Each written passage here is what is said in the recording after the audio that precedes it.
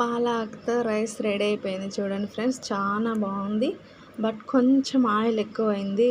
నేను అంతగా అబ్జర్వ్ చేయలేదు. కొంచెం అంటే కొంచెం ఒక టేబుల్ స్పూన్ పైన ఆయిల్ ఎక్కువైంది. సో అంతే. అన్నం అంతా చాలా బాగుంది చూడండి friends.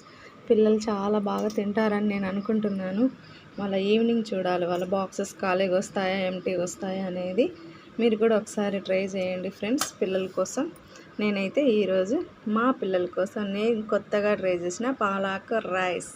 Okay friends, please like చేయండి friends. Okay, bye. Hello, hi friends, welcome to my channel Lakshmi little house.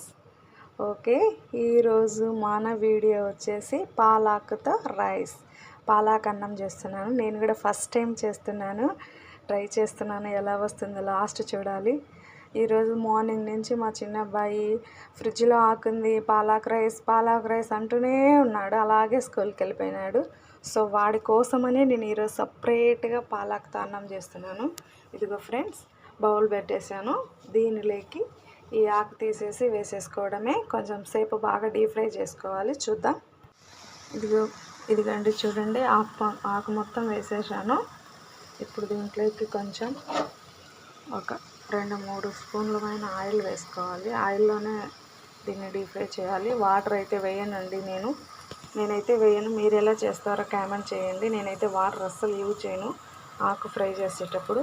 ఇప్పుడు కొంచెం సాల్ట్ వేసి ఒక 1 or 2 minutes వదిలేద్దాం. 2 minutes తర్వాత ఆకు ఒకసారి చూద్దామా? చూడండి ఫ్రెండ్స్, ఆకు మొత్తం డీప్ ఫ్రై అయిపోయింది. చాలా స్మూత్గా అయిపోయింది. చూడు, మంచిగా అయిపోయింది. ఇంకా పోపు పెట్టేద్దాం దీనికి. ఫ్రెండ్స్, పోపు పెట్టుకోవడానికి ఆయిల్ హీట్ అయిపోయింది. దాంట్లో కొంచెం శనగకాయ పప్పులు వేస్తున్నాను. ఫస్ట్ టైం ట్రై చేస్తున్నాను కదా, ఒకవేళ పిల్లలు తినలేకపోతే కష్టం కదా. కొంచెం పప్పులు అట్లా వేస్తే అక్కడక్కడ ఒక్కొక్కటి తగులుతుంటే ఏదో కొత్తగా ఉంది అని తింటారన్న ఉద్దేశంతో నేను కొంచెం వేరుశనగ పప్పులు కూడా వేశాను. చూడండి, కొంచెమే వేసాను.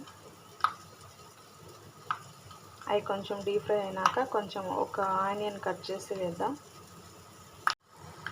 ఇప్పుడు కొంచెం ఆనియన్స్ కూడా వేసేద్దాం.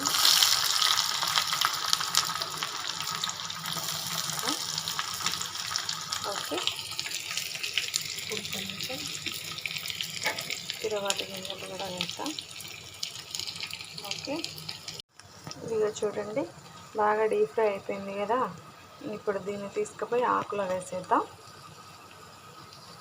ఇదిగో చూడండి, ఆకులో వేసేసాను నేను పోపు. ఇలా వచ్చింది.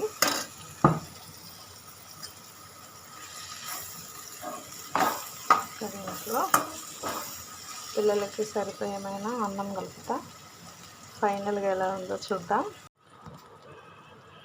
దీనికోసం నేను అన్నం ఒక 1.5 గ్లాస్ అన్నం చేశాను ఫ్రెండ్స్. మామూలు రైసే, బాస్మతి రైస్ అయితే కాదు, మామూలు రైసే 1.5 గ్లాస్ పెట్టేశాను. ఈ అన్నం తీసుకుపోయి దాంట్లో వేసి కలిపేద్దాం. ఇంకా ఫైనల్గా పాలక్ అన్నం రెడీ అయిపోయింది. చూడండి, ఇంకొక 1 minute అట్లా వేడిపైన ఉంచి ఇంకా దించేసి సర్వ్ చేసుకోవడమే. నేనైతే బాక్సెస్ సర్దేసి పిల్లలకి పంపిస్తాను. దిస్ ఈజ్ పాలక్తో రైస్. ఓకే ఫ్రెండ్స్, నచ్చితే లైక్ చేయండి, సబ్స్క్రైబ్ చేయండి, షేర్ చేయండి ప్లీజ్. Okay, bye.